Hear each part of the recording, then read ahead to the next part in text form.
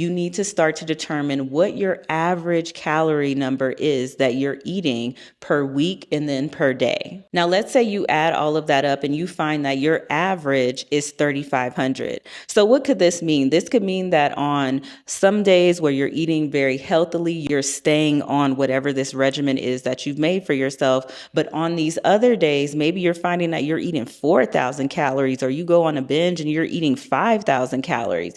This is where you figure out, what are you really doing? And that is a super important part to this. Why? Because if we go back to the calorie calculators, if you were to go into one of those and enter your age and your height and your activity level, it might spit back a number at you like 1,500 calories, for example.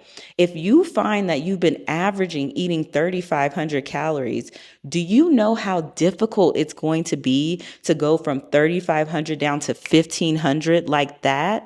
This is why you see people often, they look at these numbers on the calorie calculator, it says this number, and they're like, okay, I'm going to do this. And it's a really low number, and it's so difficult to meet because you're not anywhere near that number at the moment, right? So instead, you want to figure out what your number is. If that average is 3,500, take it down to 3,000, take it down to 2,500. That is going to be much more doable than going from 3,500 calories to 1,500 calories. And it's also going to be unnecessary and probably wreck your metabolism.